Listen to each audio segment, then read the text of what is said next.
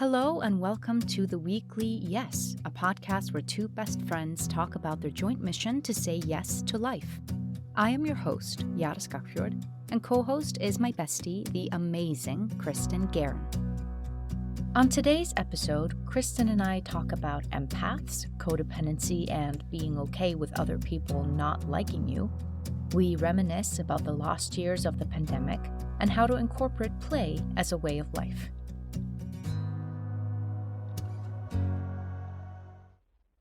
For today's Fast Facts, I wanted to let you know that in 2024, we are looking to incorporate some of other people's yes stories into this podcast. So if you have a yes story, a story where you said yes to something and it completely changed your life, it doesn't matter if it's small or large, or if you've simply started to say yes more in your life and you would like to share with us what that experience has been like for you. We would love to hear about it. So feel free to email us at theweeklyes@gmail.com or hit us up on Instagram, and your story might be featured in one of our episodes in 2024. And of course, it goes without saying, you can absolutely request anonymity. And so, without further ado, let me drop you straight into our conversation. Enjoy. So I started this saying yes to everything in September, with the intention of saying I have about 4 months until I go to Tel Aviv, which is where I am now. I was supposed to leave at the time February 1st. I wound up leaving a few weeks earlier and doing a different thing. But my intention was it was September. And I said, end of September, I've got 4 months until I'm in Tel Aviv on the other side of the world. And let's see if I say yes for 4 months, who I am. I want to be a different person. I don't want to recognize myself after these 4 months. I want to change everything. And I just want to see who I become by doing this, what changes in my life, what my life looks like by February 1st. And here we are. It is January 30th. So I have about a day left, a day and a few hours until February 1st. And wow, I didn't realize I didn't even make that connection. I forgot that was my entire intention behind saying yes to everything for 4 months. And yeah, I would say I definitely am a very different person. My life looks drastically different. I live on the other side of the world. I'm dating someone totally different. I am auditioning again. I was just in my first callback for theater in over almost 4 years. Wow. Which is since the pandemic, which is a very long time. That is a very long time. Such a long time. It's such a long time. And I was telling Yadine yesterday. So there was not new seasons of House Hunters, but new to us seasons of House Hunters showed up on Hulu. And we're like, oh, House Hunters, because we love that show. And the theme song started playing. And Yadine was like, whoa, I'm just getting a flashback to the pandemic. I was like, whoa, is that when we were watching the show? And he was like, yeah. Wow. And I, the things that he remembered from the first year, 6 months, first 2 years or whatever of the pandemic when we were in lockdown, he remembered certain things that I did not remember. I was like, I don't remember any of this. I'm like, I have blocked a lot of this stuff out of my memory. He was like, I have too. I'm sure you remember things that I don't remember. It feels like the lost years. I think it was maybe Downton Abbey, where they were, was it World War I or II that happens in there? I think one, honestly. I think it's World War I. Yeah. So the Titanic, right? Yes, that's right. That's right. God, I love that show so much. It's the best. I want to rewatch it now. I haven't watched it in 2 years and it's too long. It's too long I think to not watch it. Oh. And yeah, so at a certain point in the series, World War I happens and their whole lives and their whole house and everything is just taken over by the war and what is needed from the community and everything. And people keep saying before the war and after the war. And when the pandemic was happening, I was like, I wonder if that's what's going to happen. We're going to say before the pandemic and after the pandemic. And I think we are, because it's so confusing because it feels like lost time. It feels like time where I wasn't even there. I wasn't present. And I'm sure a lot of people feel the same way. Yeah. Anyway, so yeah, I guess this is where we're at. We're talking about the lost years. We're coming up on, it's true. We're coming up on the anniversary though. We're like a month and a half away. Oh, that's true. That could be why it's in the ether. That could be why it's on our mind. I remember New Year's Eve, the newspaper, I have a New York Times, or I think they can still have it, New York Times newspaper from January 1st, 2020. And this is how we celebrated New Year's last night. And then it's like also on the front page, coronavirus in China. And like, so Wow. it's already such a big thing. And I remember that being a thing of being like, it won't come here.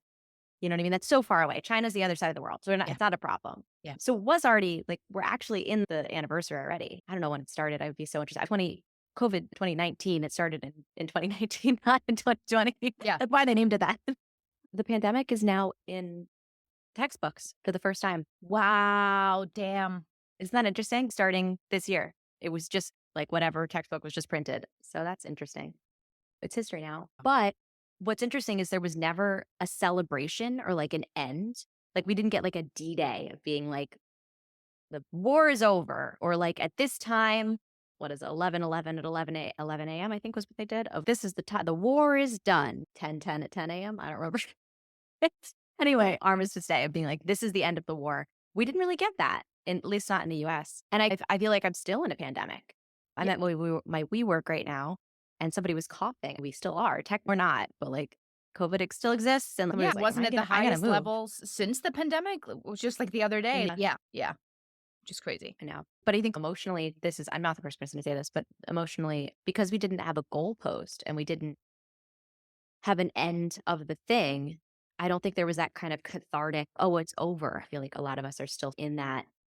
It just never ended. And it's still, I don't know. And I don't quite know how to if that's something that we should be getting ourselves out of, if that's something that we need to do collectively or alone or what that means. Yeah. Because even like the declaration of, oh, it's not a pandemic now, it's a, what do they call it, an Yeah. endemic or whatever? Think you're Like that wasn't even an official thing where I think maybe also because it affected the entire world. yeah. So maybe it's, I don't know, like they all would have to decide when to declare that. You know what I mean? I wonder if it's just trickier. But hey, but so did World War One. Yeah, it's true. It's true.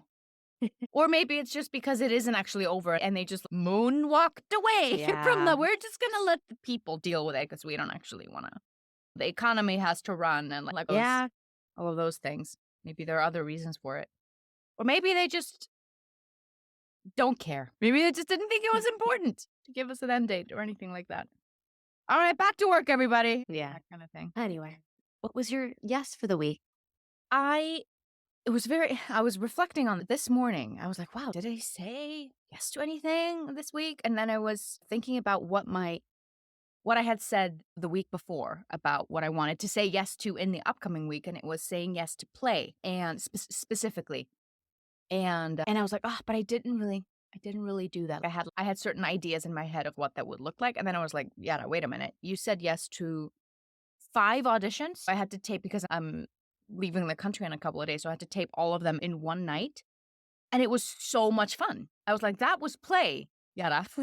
Yeah. You know what I mean? 100%. That was play because I was having fun. Sometimes doing auditions is not fun, like depending on where you're at in your mind, essentially.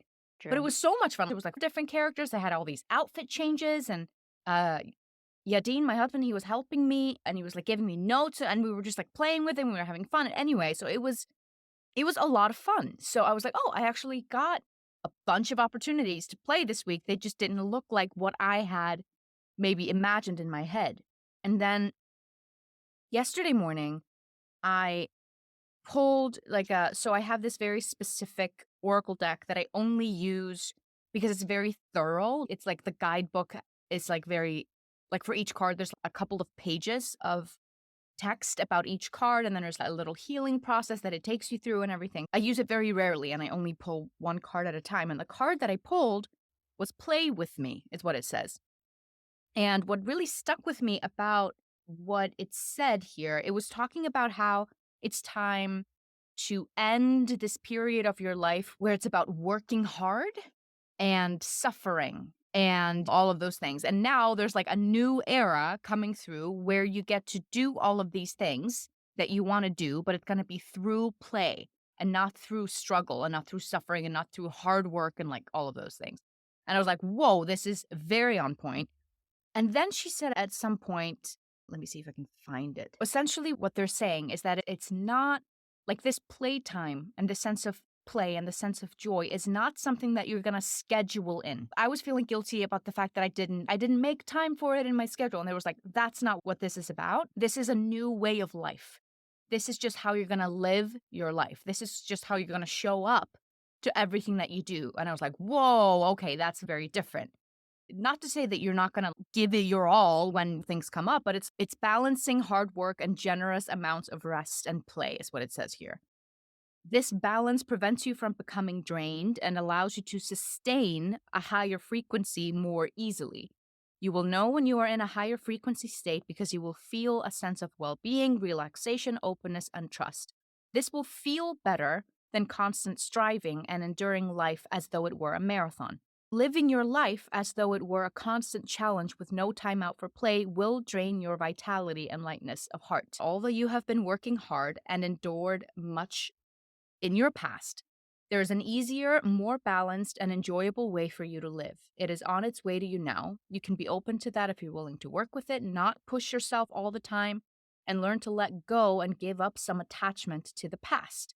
If you believe that you will have suffered for nothing if you let go of your attachment to that past pain and all you have endured, then you are being asked to see things another way. You have learned from those experiences. You have always done your best and have lived the best way you could. Now, there is another way for you to learn and live. That is all.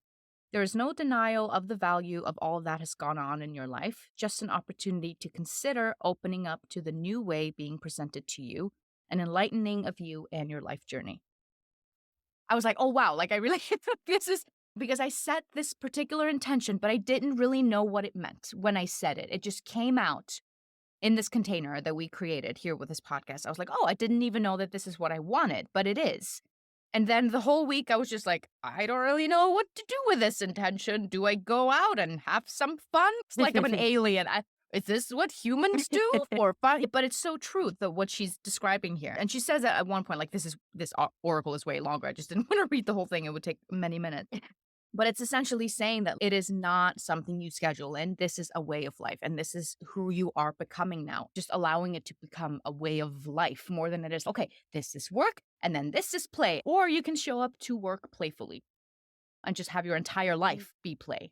So I thought that was just very interesting. I don't know freaking how I'm going to do that, but food for thought. I love that.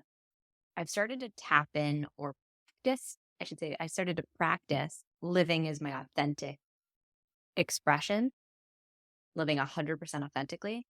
And I can only really do that so far, 2 minutes at a time, 5 minutes at a time. Like we're slowly building this muscle. I'm 33 now and 33.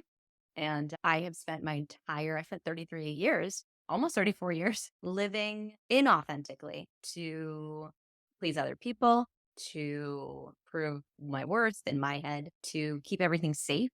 The thing I heard that Teal Swan said this, well, she said this a long time ago, but she said it on a clip I saw yesterday, which was that she said two things which were of interest to me, which the first one was empaths are empaths because they attune to the unsafe people in the room. So they come into the room.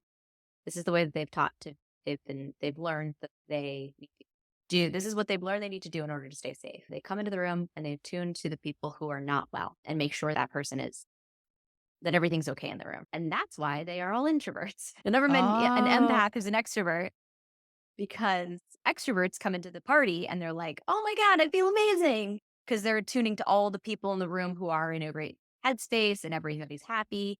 If there's one person who's not in a great space, though, an empath will come in the room and find that one person and be attuning to that person because that's the person who's the unsafe person in the room. That's the person who they need in order to keep themselves safe. Their inner child, they're tuning to that person to keep themselves safe and keep everybody safe, not just themselves, but the whole situation.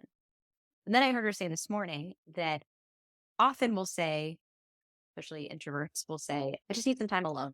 But that alone time might include the family dog or the family cat. So you don't really need alone time. You need time away from other human beings. And the reason for that is because what you're actually saying is, I don't feel I can be my authentic self around other human beings. And I need some time being my authentic self. But I feel like I can be my authentic self around this dog or this cat. So what's that about? So anyway, fast forward to I am living with roommates right now for the first time in 5 years. It's been 5 years since I lived with roommates. And it's an experience. There's a lot of growth and a lot of challenge that comes up, which is great. I'm so glad I get to do this for 6 weeks and no longer and no shorter either. Yeah. I'm glad I get the full 6 weeks to do it. And I woke up and I was like in my room, which I don't share a room, so I've got my own like space over there. I was like, I'm gonna make my matcha. And I was like, I hear two people out in the kitchen and living room. I don't want to. I'm not ready. I'm too tired. I worked like 13 hours yesterday. I'm exhausted. I got to sleep so late. I didn't get enough sleep. I don't have the energy to go out there and engage with humans. Right. And I was like, Mm-mm. that's interesting. Because what I'm saying is, I don't have the energy to force myself to pretend that everything's good and that I can, to basically abuse myself and put myself in it and pretend that I'm happy and pretend like them what they want, Right, right, right. put on a mask, be an inauthentic version of myself. That I don't have the energy for. So I need a little bit more rest before I'm ready to go out into the world. But I wanted my matcha. If I lived alone, I would just get up and make my matcha. I'm drinking Rise matcha for those listening at home. RYZE. Sponsored by please sponsor us. Please send us some That's our matcha. first commercial. That's so funny. So I said to myself, okay, Kristin, challenge. First time. So this is what I said yes to this week. I Mhm. said, I'm going to say yes to being my authentic self for the next 3 minutes from the time I leave this bed to make my matcha, to bring it back to my bed, to do my morning pages. And if the people out there, if my roommates come at me and like, oh, what are you doing here? And feel like, how's your night? And I don't want to engage, don't do anything you don't want to do. Only respond as your authentic self. And it was so interesting to watch. There was one person who was like, good morning. And I was like, good morning. And I was like, oh, I did want to say that. Right. Yeah. But Mhm. then there was another person who came at me with some intense energy and was like, oh my gosh, so much. And I just didn't respond. And it was so surreal to just actually not respond to somebody. And I was like, oh, wow, I didn't know I was allowed to do that. Oh my God, is I this thought that- allowed? Yeah. And that was really what it was. It was a shock that nothing bad happened. Mhm. Right. Mhm. The world went on. I don't know what I thought was going to happen, but I wasn't tasered and I wasn't like, You weren't arrested and brought to nobody- justice? Exactly. Nobody like, popped out the closet and like put handcuffs on me and took me away to like codependent jail or something. Like that didn't happen. And I was like, wow, I think that felt good. You know what I mean? Like I didn't self-sacrifice for the greater good, for other people to be happy, for this person to feel like they were validated or they needed something from me at that moment. And it wasn't my responsibility. Anyway, I made my matcha and I go back into bed and I was like, wow, I feel like very deeply empowered. I say all of this because I am now in a place of being like, I could force myself to talk about something that happened this week and, what I want to do. But I was like, I just don't really want to. Yeah. You know what I mean? And Yeah. just like sitting with that for a minute and being like, what does my authentic self actually want to do? It's like starting to see through the veil, be like, whoa, I didn't know there was a world out here. I thought this was life. And it's, Mhm. oh no, you were just like in a cave, but you were in a bunker. You're born into a bunker. You didn't know that if you go above the bunker, like you open the hatch and go, oh, look at this. There's all these trees out here. It's so pretty. I didn't know. I'd never seen a tree before. So many metaphors in one. I'm with you. I'm with you. Yeah. So that's where I'm at. Starting to honor my authentic self more. I am, first of all, I really love this reminder for myself. I'm going to make everything you said just now about myself. No, because I'm leaving Good, for. as we should, though. Really, like, Yeah, when no, I people know. say things like, yeah, freaking make it about you guys. Like, I then know. it is about you. That's Also, why you're like- hearing it. Also, that's what conversations are. I don't remember. It's I was listening to someone the other day. I don't know if it was a stand-up comedian or an actor or someone with a platform similar to this. And they were saying that I really don't like when people say, oh my God, I was talking to her about this thing, and then she made it all about her. And she's like, that's what conversations are. You know what I mean? What are you expecting? Yeah. So otherwise, it's just a monologue.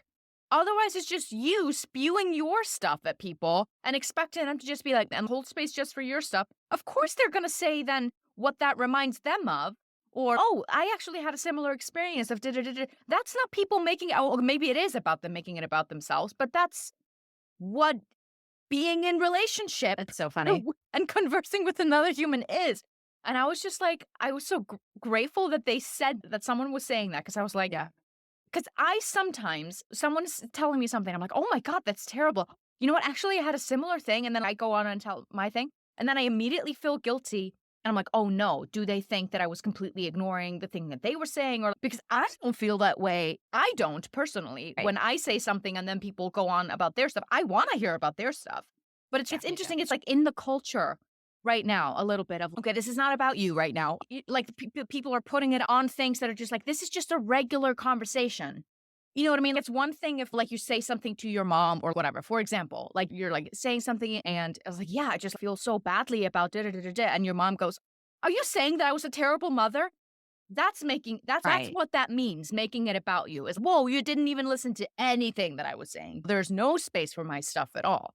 Right. But there's a difference between that and just, like, having a conversation, like, association game almost. Yeah. That's what having a conversation is. Anyway, what you just said, it's just such a good reminder, because I was talking about a few weeks ago that this is like my big goal of the year, of becoming more authentically myself. And Mm. thank you so much for talking about being with roommates again, and you're used to just like having your own life and living on your own, and how you dealt with that, and giving yourself the permission to just show up exactly as you are, rather than doing the old patterns of catering to other people or making other people feel good, like that codependent behavior. Because it took me, and it still is taking me, I'm still learning about my codependency. I come from a very codependent household, and I'm going back to Iceland this week. So everything you just said was such like a balm, like a healing balm for like my heart, and like a reminder from my brain of, yes, don't forget that when you go home to Iceland, is that,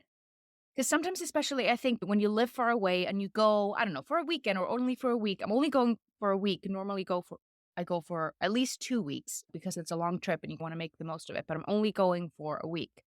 And there's this thing that happens where everybody just wants to keep things nice and peaceful and happy, Yeah. because you're only there for a limited amount of time. And the same thing goes for me. I want to show up as my best self, and I want to have a good time, and I want people to feel good when I when I come and visit. I want it also to be a good experience for them. So it was just a really good reminder, because I don't know, sometimes it's like this thing of, like, my mom or my family were like, "Do you want to go bowling? You want to go to the movies? You want to do?" I'm like, "I don't want to do anything." I'm like, I just want to hang out Right. with you. You don't have to entertain me. Like, I'm here to spend time with you." Yeah. And it's so much of, we're just like making sure that you're having a good time. I'm like, I'm great. I'm fine. Can everybody just stop? Yeah. But then I do a similar thing of, something will happen. And instead of me responding with the, are you kidding me? Or, hey, this is not okay. Or something that in my world would feel confrontational, I won't do it. I will just ignore it and put it in Mhm. my pocket. And I think sometimes that's okay to do. Sometimes that's just life. Like you said, sometimes you don't have Yeah. the energy. Sometimes there are days when you do just lie in your bed and wait until people have left the kitchen. But I have sometimes, in little moments over the years, challenged myself to do exactly what you're doing, of, what if I just am completely honest and just say Yeah. exactly what's on my mind? What if I just, exactly, like, I woke up in the morning and I'm feeling sad. I'm not going to try and push the sadness away. I'm just going to be sad, even though it might make other people uncomfortable. I really needed that reminder, because I'm going tomorrow. Couldn't have come any later. This little Wait, reminder. do you leave tomorrow? Yeah, I'm leaving What? tomorrow. Yeah, I know, it's crazy. I never buy flights on Not such short notice, like, ever. Like, this is very unlike me. Very unlike me. It's funny because I am in a culture right now in a nation that is the least codependent people in the entire world. That was the biggest culture shock for me when I went to Israel for the first time with Yadid. And even just when I met his family here in the States, like, they just say stuff. They just say stuff. They just say what they feel. I'm like, "I'm sorry, what?" And, like, in my world, I was like, "Oh my God, everybody's so rude." And I was like, actually, they're not." It was a culture shock for me, just in terms of, like, codependency. Not everybody is, "Hi, good morning," unless Yep. they feel like it, unless that's where they're actually at. And I was like, "This is fascinating." My first time here, or my second time here really, but my first prolonged period of time here, which I say was the biggest yes that I had done. I think at some point when we first Ever? started this, you're like, what was the, if you ever? Yeah. It changed my life, honestly. It really did. In so many levels. Like, it's probably the biggest yes I've ever, yeah, I would say the one that's affected me the deepest, I'd say. That and like starting the non Yeah, for sure. For and sure. going to, yeah, that was a biggie. Still in the middle of that one. Still dealing with the repercussions of starting a nonprofit. And also going to my first professional audition which I did secretly in 2011. I love that story. It's That such a good was, yeah, story. I love that story so much. So great. But those would probably be my 3 biggest. And all 3 are still with me, which is probably why I'd say there, even though there was like small things of just being like, I'm just going to go downtown and like, give this person my headshot resume and sing a song. You know what I mean? But it changed my life. Mhm. Anyway, wouldn't have met you. Wouldn't be here now talking to somebody else on a different podcast. Wouldn't that be weird if that's the alternate That version? would be hilarious, like a parallel universe where you're talking to a completely different person. I wonder what that would even be. Like, would you Talking to just like like, I don't know. Olga from Norway. Like that'd be so funny.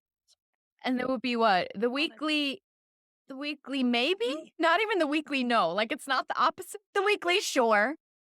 That's so funny. I have no idea what I was saying. You were Well, that's gone. saying yes to going downtown to the audition. Oh, you know what it was? Yesterday, I was talking to a friend of mine who is going through some stuff that I went through a few years ago with social anxiety and codependency and yada and all that Mm. good stuff. And I was brought back to like when that healing really began for me and what helped, which was a lot of people are those taking notes at home, somatic work, craniosacral polarity, big time because it's stuck in your body. It's Mhm. fight or flight stuck in your body, or just a constant state of fight or flight around humans or whatever causes you anxiety. And I was reflecting that it was coming to Israel for the first time, like being here for a month and a half or so, living here for a month and a half. And it was the first time that I ever experienced people who weren't their energy wasn't sent forward and they weren't taking care of you all the time. Are you okay? Everything's okay. Thank you so much. Good. Okay. Could you please do this? And the American, So sorry, like, so sorry. so sorry. Yeah. Oh gosh. Oh no. Excuse me. Sorry. It's, oh my gosh, this is neurotic. It's that kind of like crazy energy that we do in the US. It feels like it's very like in front of you. Like your energy is not actually in your body. Your energy is in front of you, which is exhausting. And that's what I lived most of my life.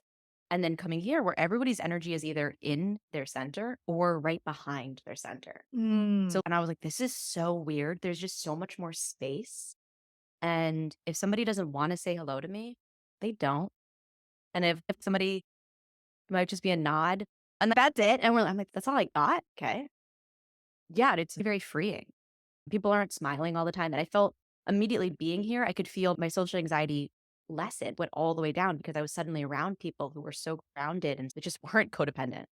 And this sort of being your authentic self and knowing that's safe, that that's okay, that others won't judge you for that, that it doesn't matter if others judge you for that, that other people aren't thinking about you.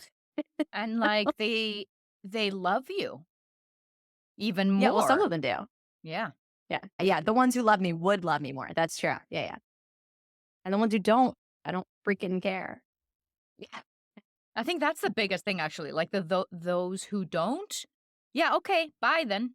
And yeah, by then, and then also like being okay with people, knowing that people will dislike you. Yeah. Because that's it for me. Oh, if I could make every single person in the entire world like me, I would. Yeah. That's, oh, wow, that sounds exhausting and impossible. But it's, oh, just knowing that there will be people who will hate me. Mhm. Okay. And they already do. Also, like, it's not even again, it's a two-way street. If someone doesn't like you, okay, so that's one thing. Or like I'm assuming that at least half of the people, maybe, I don't know, maybe half of the people in this room are not gonna like me. Maybe even the majority of people in this room, depending on the room that you're in, are not gonna like me. Yeah. And if I'm living a full life, I'm not gonna care, then I'm not gonna give these people my time of day. And it's not up to you to make them like you. You know how sometimes people don't like someone and then they change their Mm, behavior around them because they're subtly or not so subtly letting them know that they don't like them. You know what I mean? Their yes. tone changes or like I don't know. So let's say that someone doesn't like me. I might decide not to like them back. Okay, they don't like me, then okay, bye. And then I might completely shut them out. But I wonder if, I'm not saying this is easy, this is like a tricky thing to do, but like, how do we then coexist with them, speaking of authentically, and still showing up authentically? Like, I had this issue with a castmate once, Yeah. where like, okay, like, how can I show up and not just be professional? Because that would have been like the resentful part of me. Would have been like, okay, if this person doesn't like me, I'm going to show up and be the most professional. So no, how can I still show up and have a good time and like actually Yeah. make space for this person because we have scenes together, but just let go of whatever this expectation is or this hope that that this person will eventually like me or that we're gonna become friends or whatever. First of all, it's so hard to do, and the desire to make someone like you is so strong. So I'm not saying that I was successful or that it was easy, but I remember it being a very interesting experience and how it was actually less draining for me to just show up, just showing up authentically. I knew that this person didn't really like me, or we're not really bonding, we're not really becoming friends, or anything like that. But how do I show up regardless? Not trying to spend energy Yeah. making them like me, not spending energy being Right. like being a little bit sour towards them because I want them to feel like I feel.